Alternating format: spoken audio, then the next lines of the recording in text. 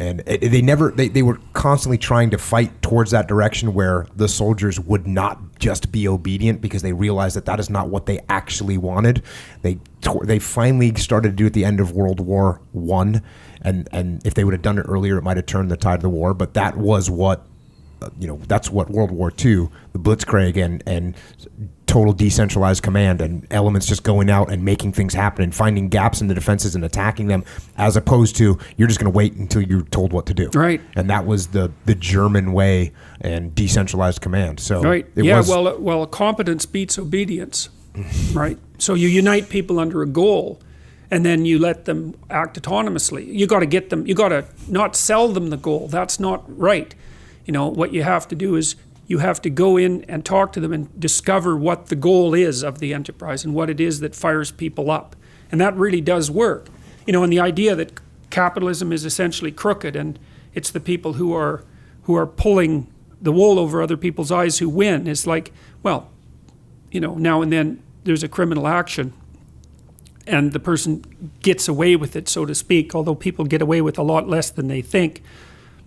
But most of the time within a functional company, you better have your people on board or they will do exactly what you said they'll do. They'll spend 80% of their time sabotaging the company. Yeah, and I again, something I learned working with the corporate world, and it was working with a corporate world where I reflected on what I did and was talking to a business leader at some point. And I said, well, your people got to understand why they're doing what they're doing. And so then he, absorbs that and says, okay, that makes sense. And so then he gets up in front of his team and he says, well, the reason why we're doing this is because we want to improve our profitability as a company. And, he sat down and we talked afterwards and he said, did I do a good job? Because now they understand. And I said, oh, no, actually, you missed it. And then I started explaining to them better because I learned that what you have to explain, there has to be a thread of why that goes all the way through the corporate reason. But that why has to come back down to the individual contributor. Exactly. So they realize that when we do better as a company, when we're more profitable as a company, we can put more money in marketing and we can produce stuff cheaper because we'll do it on a more mass scale. Then we can lower prices and then we can actually hire more people. And that's going to make you move up in this command here and you're going to make more money. We're going to sell more stuff and you're going to get a bigger bonus. So you doing this, the reason why you're doing it is because then you can achieve those life goals because you want to buy that house and that car and send your kid to school. So there's a big difference.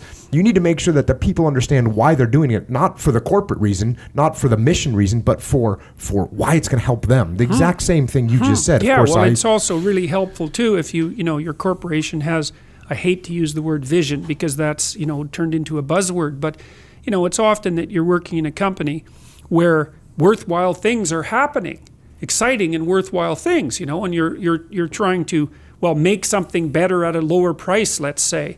And so there's the heroism, let's say, of producing a product that's going to have a positive impact on the world. And you need to know how your small actions are tied with that greater goal. And then there's this financial self-interest as well. And the thing is, if you can't tell your workers that story, then either your company is fundamentally corrupt because that isn't the true story. It's like you're actually working so that I can rape and pillage the company over the next 4 years and take all the value out of it and run because, CEOs do that from time to time. Yes.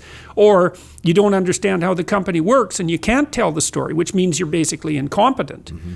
So, people are not wired up so that they will work without knowing why. Unless you beat them. Yeah. And then if you beat them, you don't be thinking that that's victory. No.